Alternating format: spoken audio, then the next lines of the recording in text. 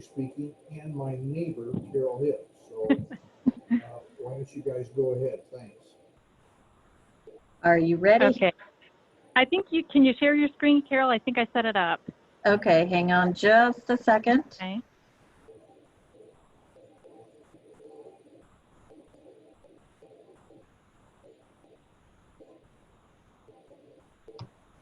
How's that look?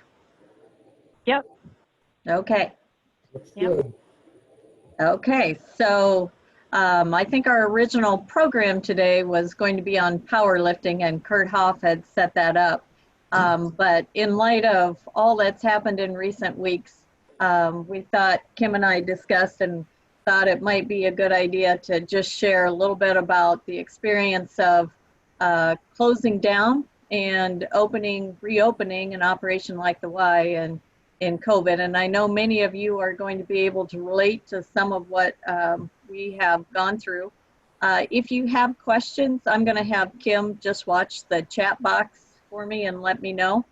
And again, you know, this is our experience. I know some of you have had similar experiences with your organizations and businesses, but we'll talk a little bit about shutting down and what the world was like for us in shutdown, and then we'll go into some information about preparing to reopen, including one of the biggest, I think, things that we can do is make our staffs feel comfortable to reopen, and then talk about our phased reopening and communication.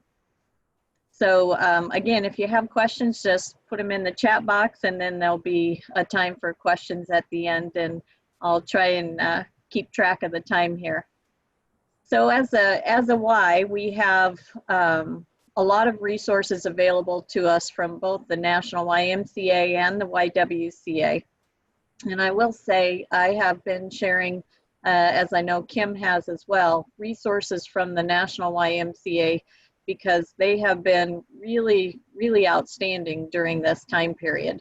And as soon as you know, we made the decision that we were going to need to close our operation down, we started receiving information from the YMCA of the USA on how to handle an operational shutdown.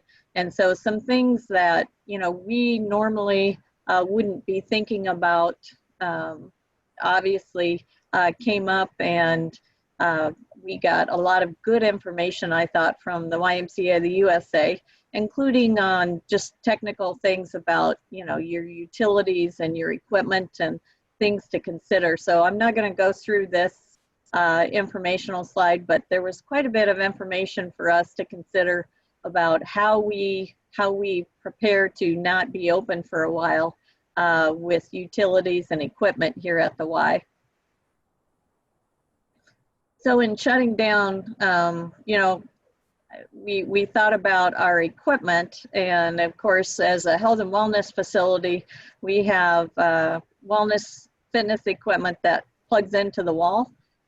So, you know, obviously we unplugged all the equipment that could be unplugged. And then we had health and wellness equipment that, you know, weren't necessarily plug-in, but had to be operated periodically throughout the time frame so that they would be able to work properly when it was time to reopen. And when we didn't know how long that would be, we set up a schedule and little sticky notes, I guess is probably the best way to put it, on each of the machines that needed someone to get on them periodically and get them going. So we had a circuit upstairs, and for those of us that were limited in the building during that time, during the times that we had available, part of our job was to go upstairs and sit on an upright bike or a recumbent bike and ride it for 15 minutes to make sure that it wouldn't be dead by the time it came time to start things up again. So we had a circuit going around upstairs for that. We took a look at what contracts we had. So we have monthly contracts with services like our health and wellness support for our group exercise. For MOSA, we have contracts with fitness on demand opportunities. And so we took a look at all the contracts, the monthly contracts we had, and said, okay, what can you do to help us out here while we're closed down? And of course, maintenance of our equipment, and particularly our HVAC. We took a good look at that and what needs to happen with that and shut down. So we lowered the temperature of our pools. So obviously you don't want to heat the two big pools all the time that you're shut down to the full extent.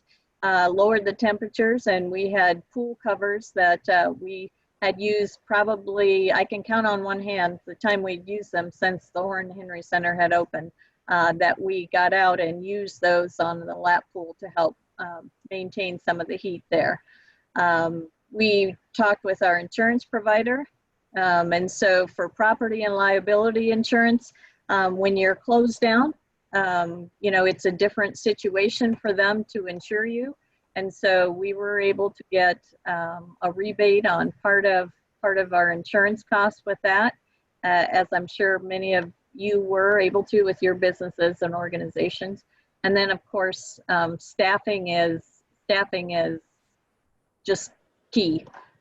So communicating with our staff, getting a staffing plan to figure out what staff we absolutely needed to have in the building, who could work remotely, and then what staff that we could reduce for a temporary period. So we have about 23 full-time staff and about 150 to 175 part-time staff, depending on the time of year. So there was some coordination that went along with that. Financial support, as I'm sure most of you know, we were able to access the CARES Act through the Paycheck Protection Program and working with a local bank here. We also went ahead and applied for the Economic Injury Disaster Loan, not because we thought we would necessarily need it right away, but the idea of starting the application process and getting in the queue right away, we thought was important, so that if we did need it, we would already have the approval. And so again, that's not something we're anticipating needing or using at this time, but we are approved if we need it. And of course, the Paycheck Protection Program has allowed us to bring all of our staff back onto payroll, which is what the use of those funds are for. And so even prior to opening, we were able to bring staff back onto payroll and get things kind of prepared to open back up once we got the okay. And so that has been critical for us. We've had strong support from our Y members. We had done some planning for, a what if scenario. So when we shut down on March 16th, then the scenario became, how long will you be shut down, and how long could we go if people started canceling their memberships? And so for us, membership and program fees are about 2/3 of the Y's budget. And so, that's a significant amount to make up if we have a dramatic drop in either one of those. And of course, we weren't able to operate programs, and we were hoping our members would stay with us through that time period, and we have had tremendous support from them.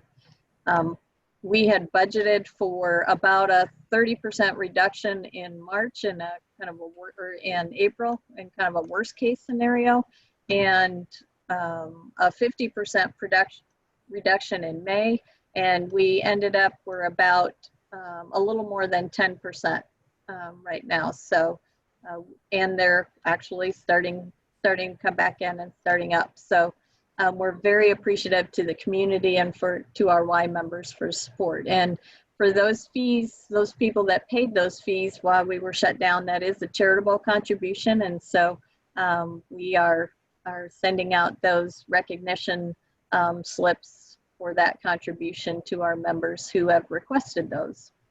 And then there are grant funds available for childcare. And so through DHS, federal funds are coming through DHS to provide support for organizations that are keeping childcare, particularly childcare for essential workers. And so we started with a plan in April, and I'll talk a little bit more about that in a little bit. So, you know, that kind of got us through shutdown. We ended up making the decision to close the Y facilities on March 16th, about a day ahead of before the governor closed everything. And so from that time forward, you know, we were going through shutdown plans, and then what would it be like to reopen, and what would it be like to reopen in phases, knowing that we could not reopen with business as usual. And of course, in the meantime, as you probably noticed in local media, we were busy cleaning and sanitizing and taking care of some maintenance projects that would normally be done during a shutdown period that we do later in the summer. And so we were able to address some of those issues and still do that with the limited staff that we had in the building. But as we prepared to reopen, you know, we took a look at what our restrictions would be from not only state and local government, but also local health department. And we've been working closely with the Board of Health on what we can and can't do safely here as we reopen the Y. And of course, taking a look at our insurance levels. And as part of that insurance coverage that we took a look at, we have a modified waiver there that's out there now for folks who are using the Y, and it just recognizes that when you come into the Y, you're assuming some risk of being around people and possibly contracting something. So it's more for just awareness to get people to stop and think. You know, as we were considering what to do in that case, you know, some Ys are using waivers, some Ys are taking the temperatures of every member who comes in the door, and some Ys are, you know, restricting by ages and having adults only, and there's just a lot of different scenarios depending on what part of the country the Ys are in.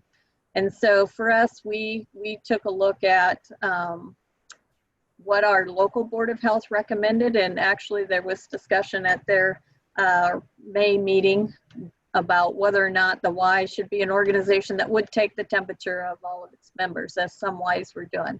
And their recommendation was actually that we should not do that. We do take the temperature of every staff member who comes in prior to their shift. They have their temperature taken. And if it's above the number of 100.3, anything above that, then they are not to stay at work. They are sent home. As we looked at preparing to reopen, we also, you know, talked a lot about what staffing would look like in reopening, and we talked a lot about how would we communicate not only to our members but to our staff and our volunteers. And our last bullet point here on fundraising, I think I've heard the word pivot more often in the last 8 weeks than I have since basketball practice in high school, because you know, that's kind of the key word in fundraising now. We're pivoting now from an original message to what our new reality looks like.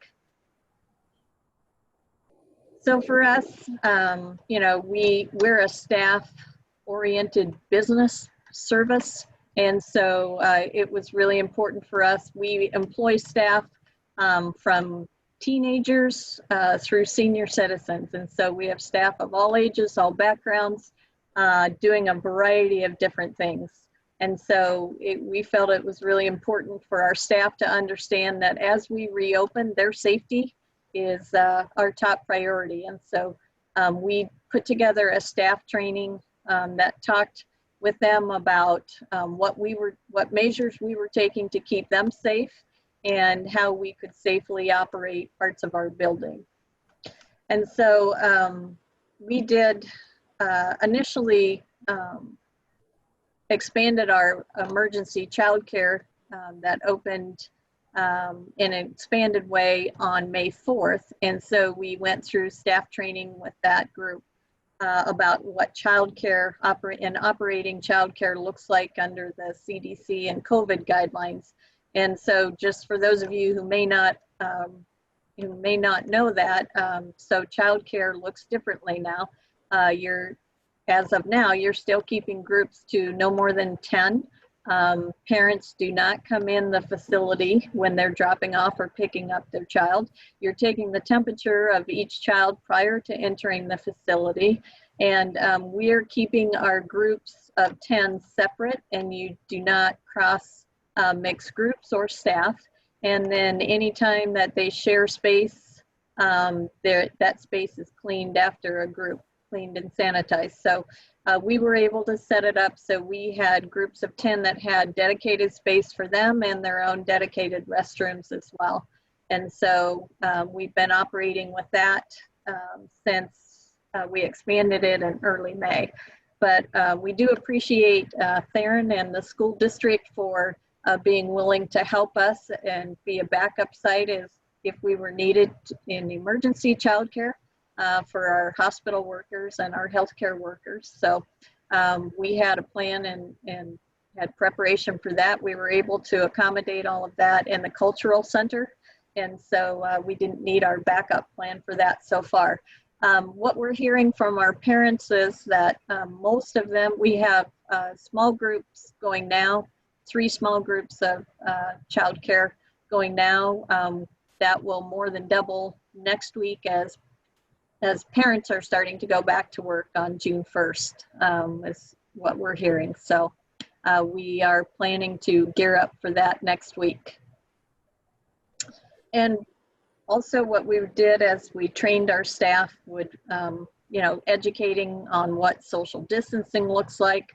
And of course the need to make sure they're washing hands and wiping equipment down and limiting capacity of certain areas. I won't go through all of this, but just understand we're in phase 1 of a reopening, which means we still have social distancing. We still have parts of the building that are not open. And we, of course, still have intense cleaning and sanitizing protocols. We are looking at, by next week, easing up a little bit as the governor allowed pools to open in a limited way. As of Friday, we started lap swimming. And so, and then this week we are doing and offering lap swimming, planning for small numbers of swim lessons, and also limited capacity water exercise classes. Our land exercise classes now have been last week and this week in the gymnasium. Those will next week move upstairs to the studio, again under limited capacity because we must maintain 144 square foot distance per person in group exercise. So we've measured that out and done max capacity for all of our areas. We do anticipate that our adult locker room will open next week. So I know for some of you, that's good news. You'll be able to get into the adult locker rooms. The governor has not indicated whether we can open the steam room and sauna yet. So we're assuming that those will need to stay closed. As of right now, we do have, for someone to be in the building, they have to be at least 14 years old or be with a parent, and we'll review the age restrictions as we get things a little more loosened up in June. And then I'll just show you, this was a summary of our Y reopening plan. Again, not expecting you to read every detail of that, but just wanted you to understand the process that we went through for determining what could be opened and what wouldn't be opened, and how we would manage the situation.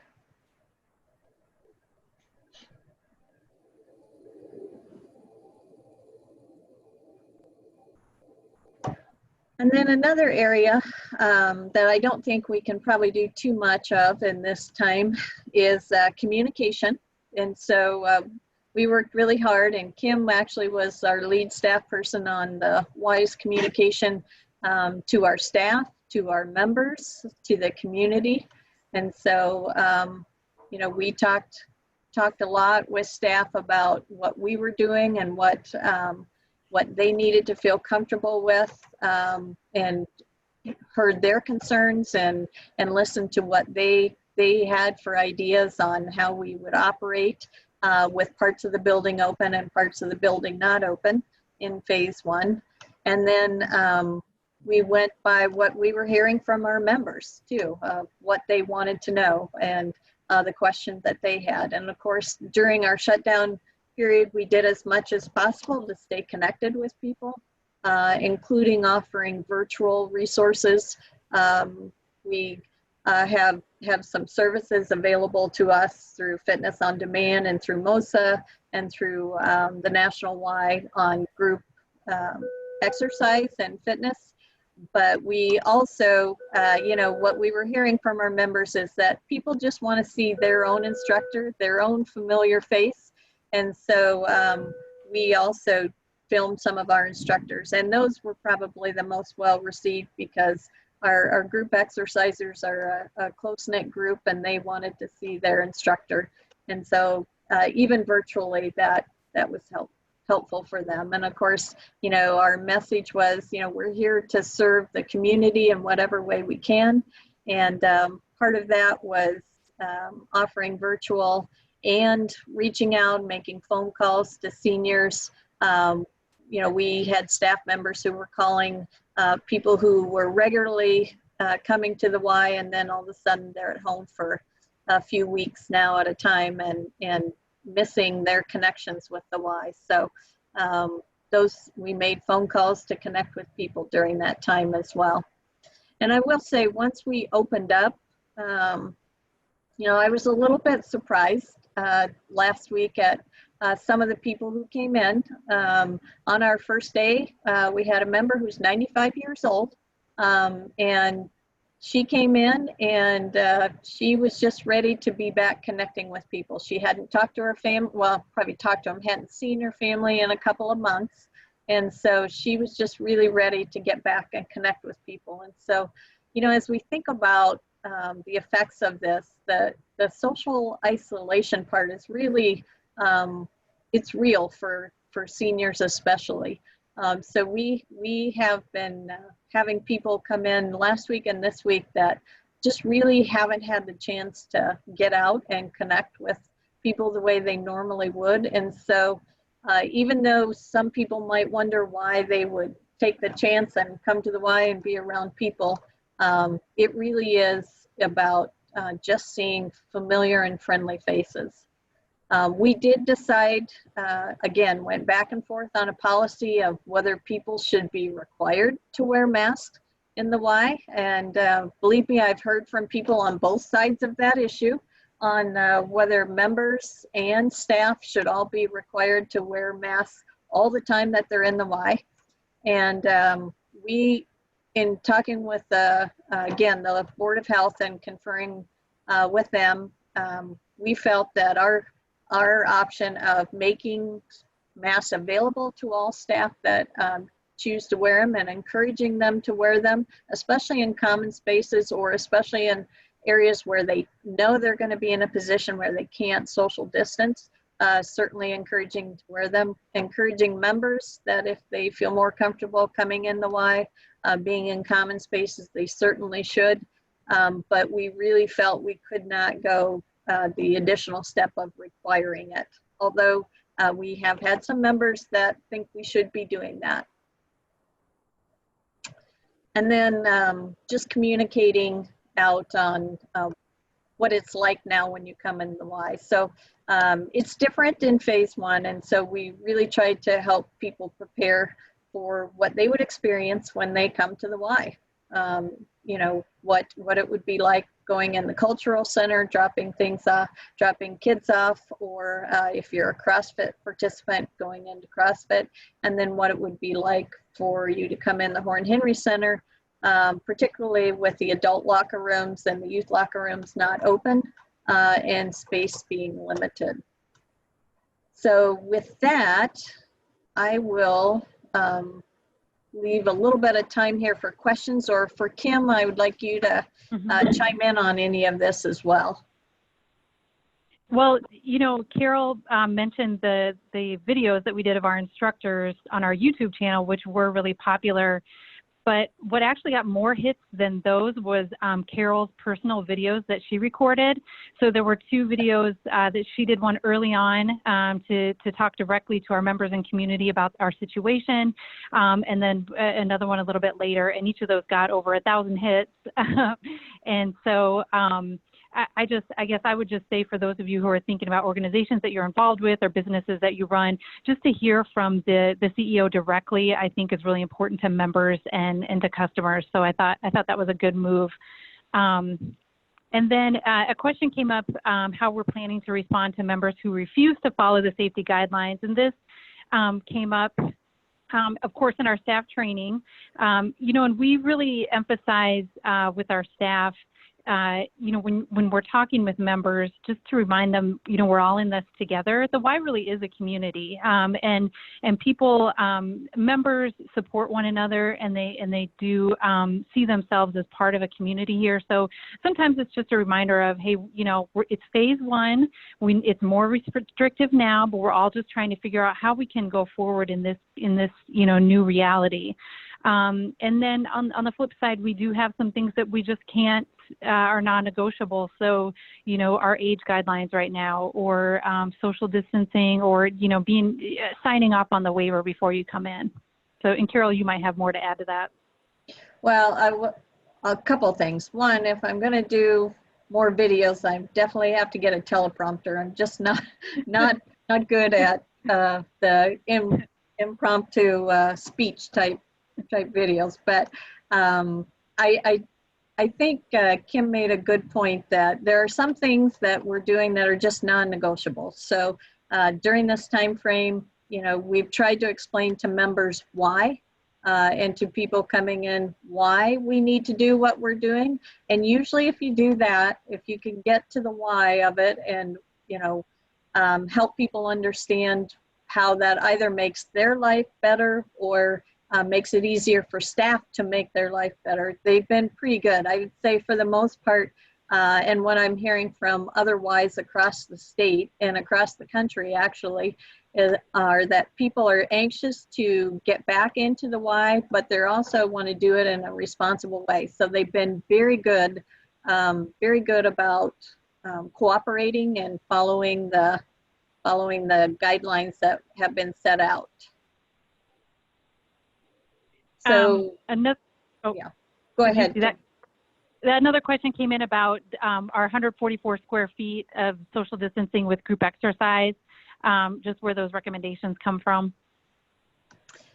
So again, those are CDC guidelines, and thus coming to us from the YUSA. So the Y of the USA works closely with CDC, and so those are the guidelines that we are receiving through YUSA. And of course, you're subject to state guidelines as well. So, you know, you're subject to either 50% capacity, 100, if you're able to do that safely, with 144 square foot per person. So we had to kind of layer over things of who was offering what guidelines and what were restrictions. And so for some areas we could have had 10 people in an area, but we did not think that we could safely put 10 people in the area and have everyone be safe. And so in some cases we actually adjusted down the maximum capacity of certain areas. But I would say for the most part, our members have been fantastic in taking the extra cleaning that we've been doing well. doing extra cleaning themselves. We've made supplies available throughout the building.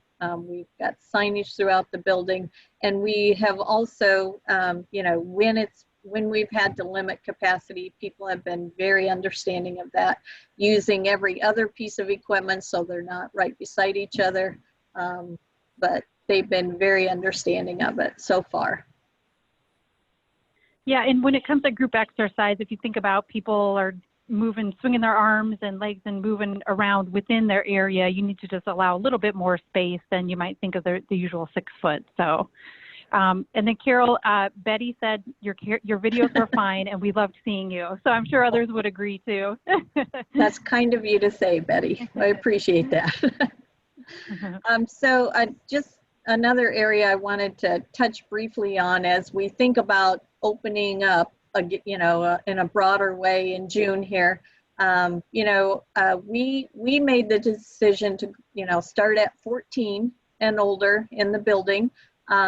We have, you know, had very few problems with our high school age kids. You know, you put a basketball in a kid's hand and you get 2 or 3 kids and they want to play, you know, they want to play basketball. And of course, our job is to kind of make sure they're doing it at least in a way that meets compliance and safely so far. As that loosens up, we expect that we'll get more of our high schoolers in here as well, because they're anxious not only to get back on the basketball court, they're anxious to get in the weight room, and they have been doing a great job with that as well.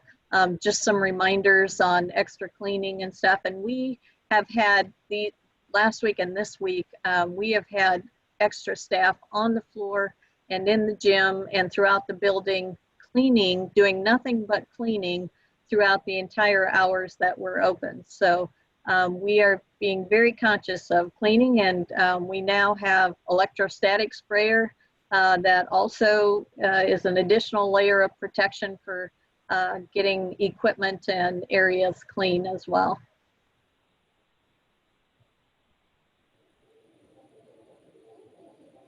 I don't see any other questions in the chat. Does anybody else have anything to add?